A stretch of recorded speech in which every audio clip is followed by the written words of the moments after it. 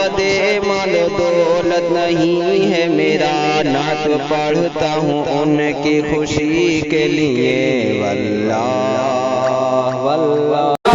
عزیزان ملت اسلامیہ، حضرت امام اعظم ابو حنیفہ کا دور تھا۔ حضرت امام اعظم ابو حنیفہ مدرسے میں پڑھا کرتے تھے۔ آپ کی عمر 5 یا 6 سال کی ہوگی، آپ بچے ہی تھے۔ عیسائی کا دور چل رہا تھا، عیسائیت کی حکومت تھی۔ عزیزان ملت اسلامیہ، عیسائی بادشاہ مسلمانوں سے کہتا ہے، مسلمانوں کو اکٹھا ایک جگہ پر کر لیتا ہے۔ جگہ پر اکٹھا کرنے کے بعد مسلمانوں سے کہتا ہے، اے مسلمانوں، میرے کچھ سوال ہے، اگر میرے سوالوں کا تم لوگوں نے جواب دے دیا تو میں مسلمان ہو جاؤں گا، اگر تم سے سوالوں کا جواب نہ دیا گیا تو تم کو عیسائیت میں شامل ہونا پڑے گا۔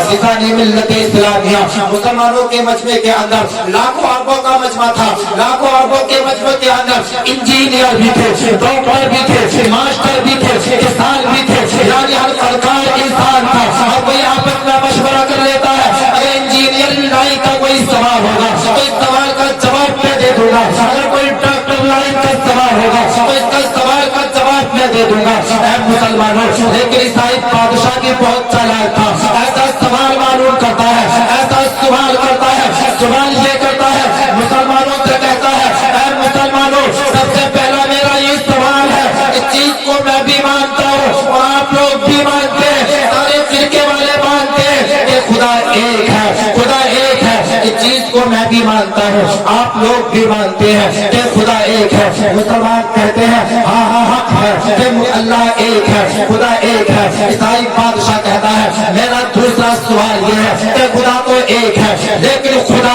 اس وقت میں کیا کر رہا ہے؟ جب مسلمان اتنا سنتے ہیں، مسلمانوں کا مجمع اتنا سنتا ہے کہ اس وقت میں خدا تو ایک ہے، لیکن اس وقت میں خدا کیا کرتا ہے، تو سارے مجمع کے اندر سناٹا چھا جاتا ہے، سارا مسلمانوں کا مجمع خاموشی اختیار کر لیتا ہے۔ اے مسلمانوں، ایک دوسرے کے منہ کو تکنا شروع کر دیتے ہیں۔ انجینئر کہتا ہے یہ انجینئرنگ لائن کا سوال نہیں ہے، اس سوال کا جواب میں نہیں دے سکتا۔ ڈاکٹر بھی منع کر دیتا ہے، ماسٹر بھی منع کر دیتا ہے، آخرکار کسی سے کوئی سوال نہیں بتایا جاتا ہے۔ عیسائی بادشاہ خوش ہو جاتا ہے کہ کسی سے کوئی سوال نہ بتایا گیا۔ دوسرا سوال کہتا ہے کہ اس سوال کا تم سے جواب نہیں دیا جائے گا۔ میرا دوسرا سوال یہ ہے کہ خدا کیا کر رہا ہے، آپ لوگ نہیں بتا سکتے۔ اور پھر تیسرا سوال میرا یہ ہے کہ خدا کا اس وقت میں رخ کیا کدھر ہے؟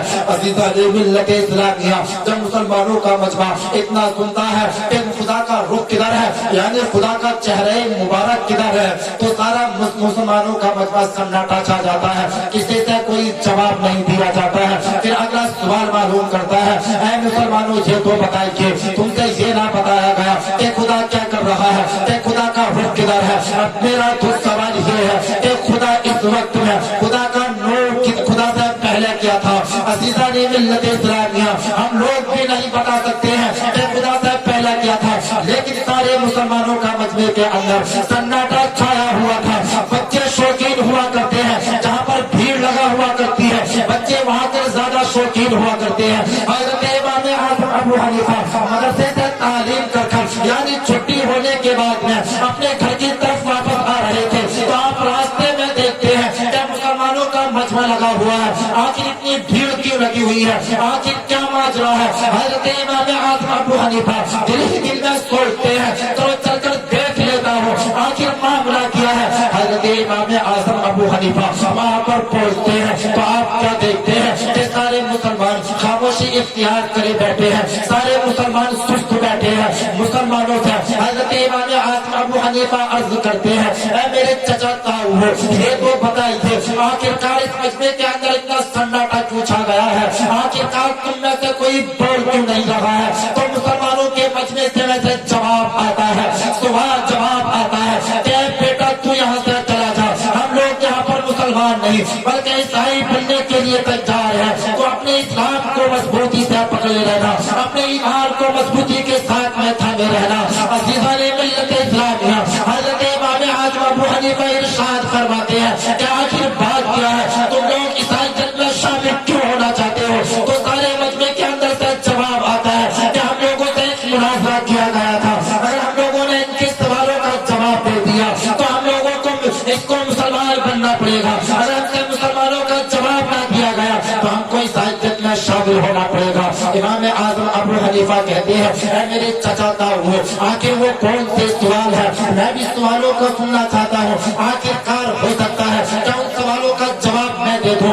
अज़ीज़ान मिल्लत इस्लामिया, ईसाई बादशाह को जब मालूम होता है कि मुसलमानों के मजमे के अंदर एक और की तादाद बढ़ गई है और ऐसे बच्चे की तादाद बढ़ी है जो मदरसे से पढ़कर आ रहा है, तो ईसाई बादशाह और ज्यादा खुश हो जाता है। अज़ीज़ान मिल्लत इस्लामिया, आखिरकार फिर फैसला तैयार हो जाता है, यानी दोबारा मुनाजरा होना शुरू हो जाता है। ईसाई बादशाह कहता है, ऐ इमाम आजम अबू हनीफा, ऐ छोटे से बच्चे, मेरा पहला सवाल ये है कि खुदा तो एक है, इस चीज को मैं भी मानता हूँ, लेकिन खुदा तो एक है, आखिरकार खुदा क्या कर रहा है। अगर हम लोगों से ही मालूम कर लिया जाए कि इस वक्त में खुदा क्या कर रहा है तो हम लोग कोई जवाब दे सकता है, कोई जवाब नहीं दे सकता। अज़ीज़ान मिल्लत इस्लामिया, हज़रत इमाम आज़म पर कुर्बान जाइएगा, उनकी तालीम पर कुर्बान जाइएगा। 6 या 7 बरस की उम्र है लेकिन मुनाज़रे को जीत रहे हैं। अज़ीज़ान मिल्लत इस्लामिया, आप बादशाह से कहते हैं, ऐ बादशाह ये तो बता, इस सवाल का जवाब मैं तुझे बताऊं, इस सवाल का जवाब तुझे दिखाऊं, तो मजमे के अंदर से जवाब आता है कि बेटा अगर तू इस सवाल का जवाब दिखा देगा तो और अच्छा रहेगा, अगर तुझसे सवाल का जवाब नहीं दिखाया जाए तो कम से कम इसका सवाल का जवाब दे दे। अज़ीज़ान मिल्लत इस्लामिया, हज़रत इमाम आज़म अबू हनीफा इरशाद फरमाते हैं, ऐ ईसाई बादशाह ये तो बता, सवाल करने वाला कौन होता है और जवाब देने वाला कौन होता है। ईसाई बादशाह कहता है कि सवाल करने वाला छोटा होता है और जवाब देने वाला बड़ा होता है। तो अज़ीज़ान मिल्लत इस्लामिया, इमाम आज़म अबू हनीफा कहते हैं कि ईसाई बादशाह, सवाल करने वाला तू है, जवाब देने वाला मैं हूँ। उम्र को मत देखे बल्कि इल्म को दे, इल्म में कौन बड़ा है, जवाब मैं दे रहा हूँ, सवाल क्यों कर रहा है। तो पहली शर्त मेरी है, सवाल करने वाला नीचे होगा और जवाब देने वाला ऊपर होगा। जब मजमा इतना सुनता है तो सारे मन्ना टेक सन्नाटे के अंदर यानी मजमे के अंदर से खुशियों की लहर निकलना शुरू हो जाती है। बादशाह अपनी कुर्सी को छोड़कर उनसे नीचे आ जाता है। हज़रत इमाम आज़म अबू हनीफा कुर्सी पर बैठ जाते हैं। अज़ीज़ान मिल्लत इस्लामिया, बादशाह कहता है कि बेटा अब तो बता कि सवाल का जवाब क्या है। वो ईसाई बादशाह से बेटा जवाब देता है कि ईसाई बादशाह तू बड़ा नादान है, कि इस सवाल का जवाब तू अब भी ना समझा कि बात परवरदिगार आलम इस वक्त में क्या कर रहा है। इस वक्त में यही कर रहा है कि तुझको कुर्सी से नीचे उतार रहा है और मुझको कुर्सी पर ऊपर बैठा रहा है। सुभान अल्लाह। अज़ीज़ान मिल्लत इस्लामिया, जब मजमा इतना सुनता है तो मजमे के अंदर खुशियां निकलना शुरू हो जाती हैं, खुशियों की लहरें निकलना शुरू हो जाती हैं। अज़ीज़ान मिल्लत इस्लामिया, ईसाई बादशाह दूसरा सवाल करता है कि बेटा तूने ये सवाल तो बता दिया, अब मेरा आने वाला सवाल ये है कि इस वक्त में खुदा का रुख किधर है। मोहतरम हज़रात, अगर कोई इंसान हम लोगों से आकर मालूम कर दे कि खुदा का रुख किधर है, हम कोई जवाब ना दे सकता है, कोई भी जवाब नहीं दे सकता है। मोहतरम हज़रात, ईसाई बादशाह से कहा जाता है, ऐ ईसाई बादशाह कि खुदा का रुख किधर है, मैं तुझको बताता हूँ खुदा का रुख किधर है। चाहे एक मोमबत्ती को लेकर आओ, ईसाई बादशाह के हुक्म के मुताबिक मोमबत्ती को लेकर आया जाता है, मोमबत्ती को रोशन कर दिया जाता है। ईसाई बादशाह से हज़रत इमाम आज़म अबू हनीफा इरशाद फरमाते हैं, ऐ ईसाई बादशाह इस मोमबत्ती की रोशनी की, इस मोमबत्ती के नूर का तो अंदाजा लगा सकता है कि इसका नूर किधर जा रहा है। ईसाई बादशाह कहता है कि इस नूर का अंदाजा कोई नहीं लगा सकता। ईसाई बादशाह से इमाम आज़म अबू हनीफा इरशाद फरमाते हैं, ऐ बड़ा बादशाह नादान, तू बड़ा नादान है। जब इंसान की बनाई हुई मोमबत्ती का नूर का अंदाजा कोई नहीं लगा सकता, जब पाक परवरदिगार आलम ने सारी कायनात को बनाया है तो उसके नूर का अंदाजा कौन लगा सकता है। सुभान अल्लाह। अज़ीज़ान मिल्लत इस्लामिया, मजमा इतना सुनता है और ज्यादा खुश हो जाता है कि अब तो बेड़ा पार हो गया है। ईसाई बादशाह बड़ा शर्मिंदा होता है, शर्मिंदगी के साथ میں اپنا آخری سوال کرتا ہے کہ میرا آخری سوال بیٹا اور بتا دے. میرا آخری سوال یہ ہے کہ اس وقت میں انہیں یہ سوال بتا دیا خدا کیا کر رہا ہے, کہ خدا کا رخ کدھر ہے یہ بھی بتا دیا, لیکن میرا سوال یہ ہے کہ اللہ تبارک و تعالیٰ سے پہلے کیا تھا. اگر ہم لوگوں سے معلوم کر لیا جائے کہ پاک پروردگار عالم سے پہلے کیا تھا, ہم لوگوں میں سے کوئی جواب نہیں دے سکتا. لیکن وارے واہ حضرت امام اعظم ابو حنیفہ کی تعلیم پر قربان جائے گا, حضرت امام اعظم ابو حنیفہ پر قربان جائے گا. حضرت امام اعظم ابو حنیفہ سے جب اس سوال کو کیا جاتا ہے کہ اللہ تبارک و تعالیٰ سے پہلے کیا تھا عیسائی بادشاہ سے, حضرت امام اعظم ابو حنیفہ ارشاد فرماتے ہیں اے عیسائی بادشاہ اسکول میں پڑھا ہے یا نہ پڑھا؟ عیسائی بادشاہ کہتا ہے ہاں اسکول میں پڑھاؤ. حضرت امام اعظم ارشاد فرماتے ہیں جب تو اسکول میں پڑھا ہے تو تجھ کو گنتی بھی یاد ہوگی. عیسائی بادشاہ کہتا ہے ہاں مجھ کو گنتی یاد ہے. عیسائی بادشاہ سے امام اعظم ابو حنیفہ ارشاد فرماتے ہیں اے بادشاہ گنتی کو گننا شروع کر دے.